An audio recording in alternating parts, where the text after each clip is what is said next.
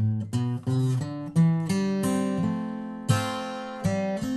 I'm Tricia, an organic gardener, and I'm here with Sharon Lovejoy, who is an organic gardener, an author of many books, and a vermiculturist.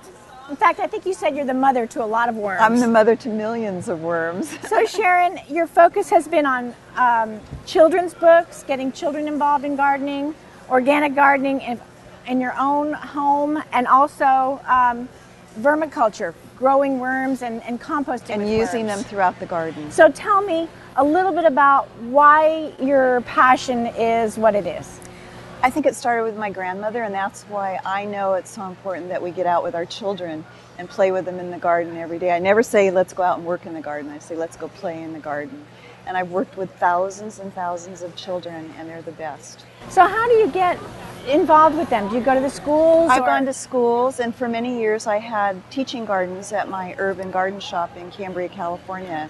We had over 100,000 visitors a year. Oh, wow. And you know, I just love things that are doable for anyone. It doesn't have to be fancy rock work, or that's why I love this garden so much. So let's look at this garden. It's a beautiful garden. Tell me what you like about it. I like the fact that it's accessible. It's great for somebody who might be in a wheelchair. It's great and doable for children. It's small enough for children.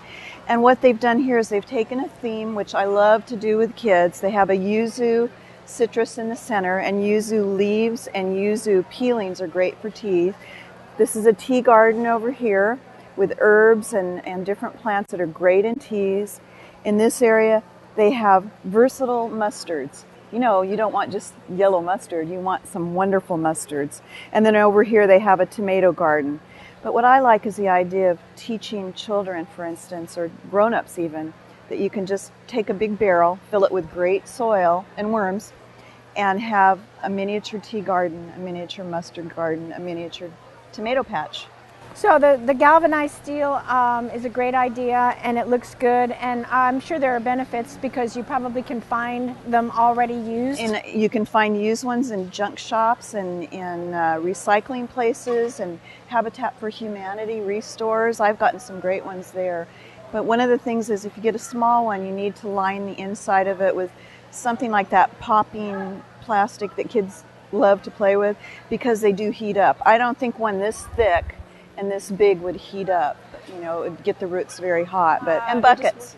My book, Root Shoots, Buckets and Boots, was because kids love planting in buckets and boots and all these different recyclable things. Wow, so, yeah. That's great. And it's buckets and Roots, Shoots, Buckets and Boots. You have great titles: Trowel and Error, The Sunflower Houses. Tell me about Sunflower Houses. I did that because people were forgetting about garden traditions, and I wrote it in 1989 and 90, and it's been in print since 1991, and it's my baby.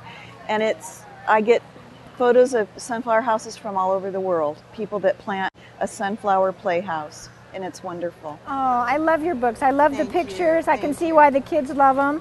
And then Toad Cottages and Shooting Stars. Toad Cottages and Shooting Stars is for grown-ups to share with children. It's the pleasures of the garden and then taking them indoors and cooking.